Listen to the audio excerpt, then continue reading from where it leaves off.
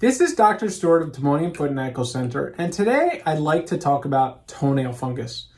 Toenail fungus is also known as onychomycosis, and it's a condition that affects the toenails, and quite frankly, it can be very embarrassing for patients. The majority of the patients that come in that have toenail fungus, and there are quite a few, we see it every day, are embarrassed by the way their nails look. They don't like the sight of their nails. Their nails are thick and yellow, and it creates a lot of anxiety for them to expose their feet.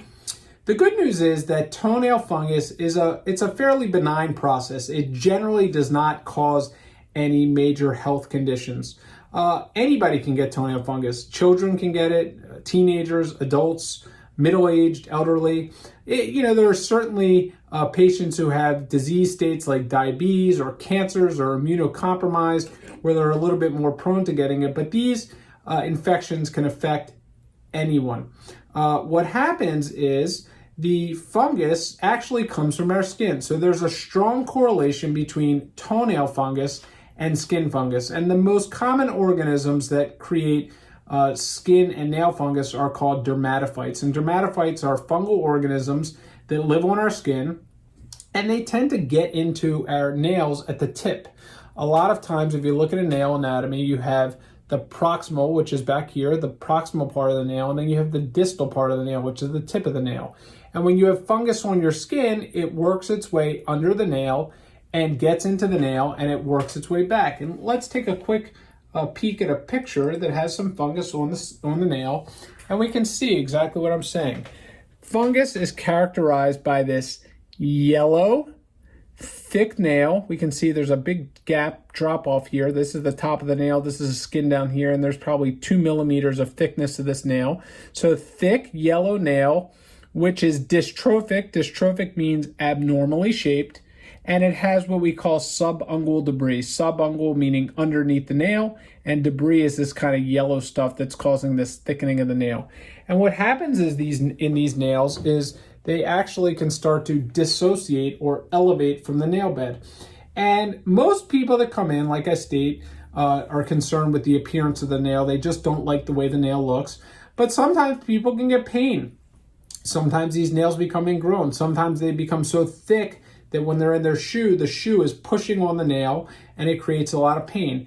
The only time that we see fungus really becoming a major medical problem is in generally patients who don't feel their feet very well, and that nail is so thick and it's been ignored and it gets pressed on and it creates a sore underneath. But again, just like skin fungus, nail fungus in most instances is a benign process. It's not going to cause any sort of major health issues.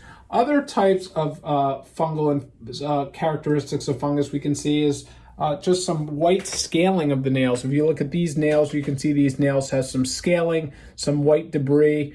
And the way that you diagnose toenail fungus is you want to take the nail and you want to send a sample of the nail to a pathology lab. And you want to look at it under a microscope. Obviously, the pathologist would be doing this.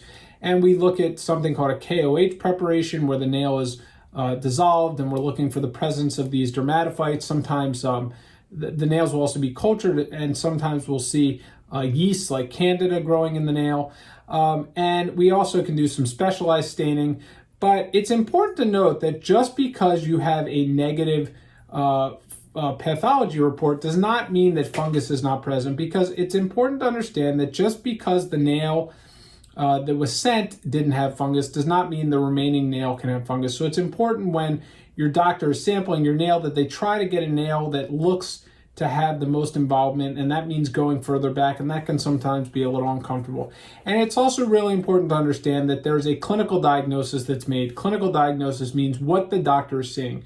If the nails are yellow and thick and have all of these characteristics and the skin findings are there, the odds of it being toenail fungus are pretty high. There are certainly other conditions that can cause nails to look abnormal.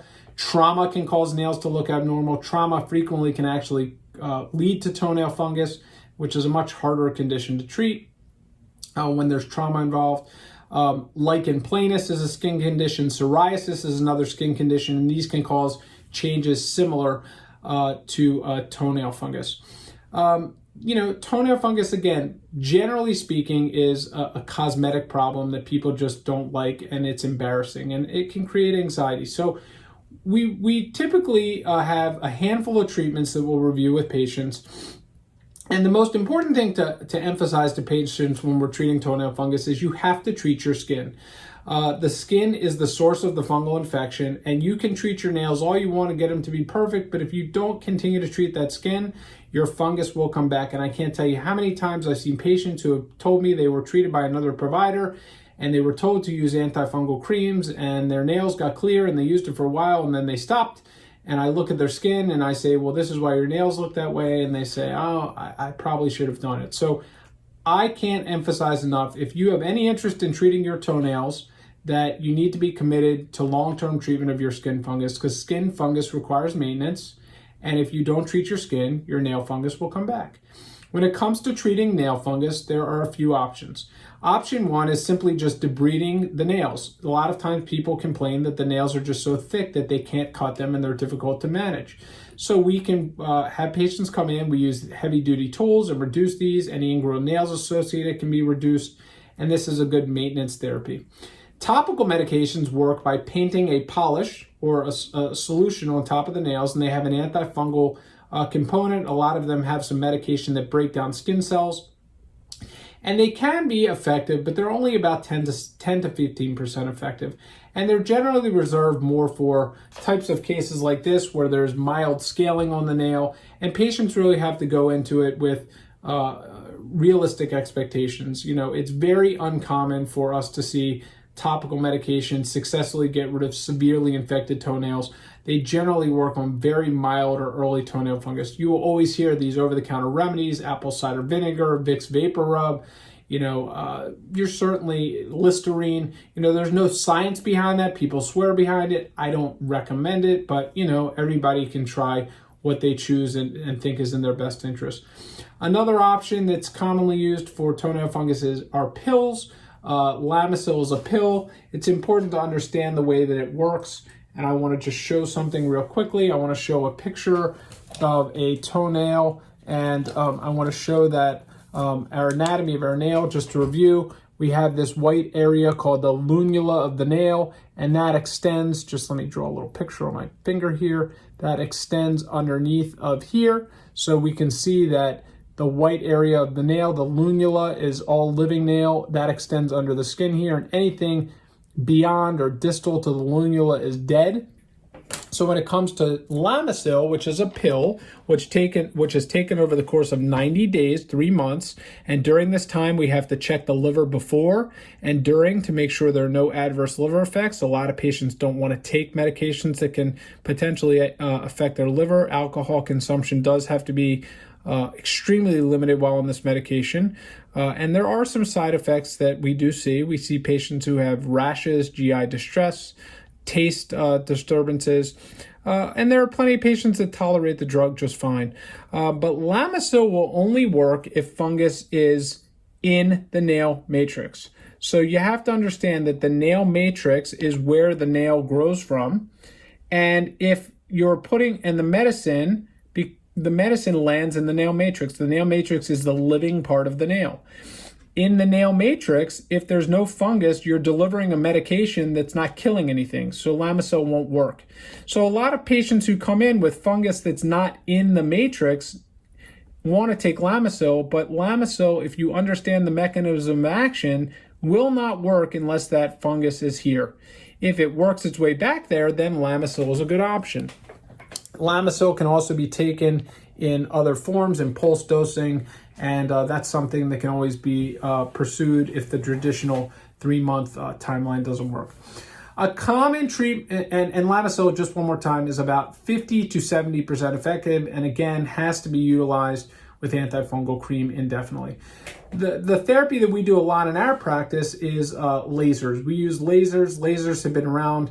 I've been using lasers in this practice for at least going on a decade, and lasers are a machine. We use a class 4 laser that delivers light energy at a certain wavelength, and what it does is it heats and kills and destroys fungus that's in the nail. So as this nail is treated, we actually will fire the laser over this nail, and we reduce the nail, and we're having the patients put their antifungal creams on, and we actually will have them use the polish during therapy. And we have them use the polish during therapy not so much as a topical treatment. It's really to prevent new fungus from reattaching, because I stated it earlier, the topical medication has a pretty low success rate. In our experience, lasers have about an 80 to 85% success rate. There are definitely patients where the laser does not work. There are a lot of patients where the laser works extremely well, but not to perfection. And then there are patients that get very, very good results and the nail is completely clear.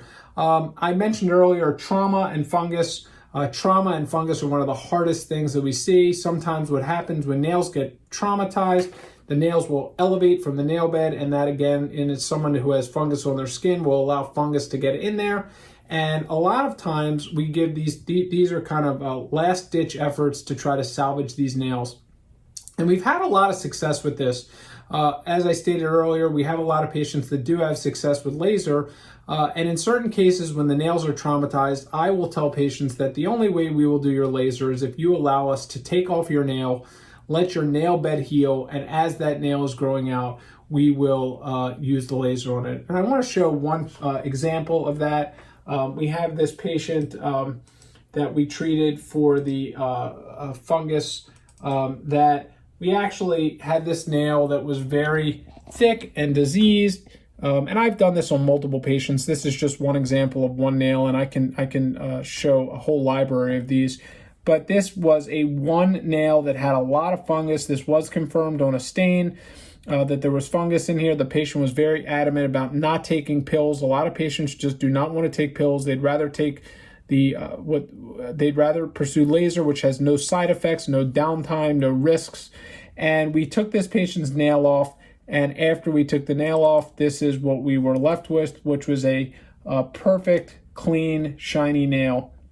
So this nail was treated with laser, and if we look at the side by side, it's a pretty significant difference on the before and after on this nail. So this was the fungal nail that was subject to trauma. Again, had the presence of fungus on lab testing in the pathology lab. I removed this toenail. I let the nail heal. I had the patient use antifungal cream on her skin, and I eventually was able to get a normal, healthy nail to grow out, and this is what we were left with. So this is a great example of the power of lasers and how they can be successful.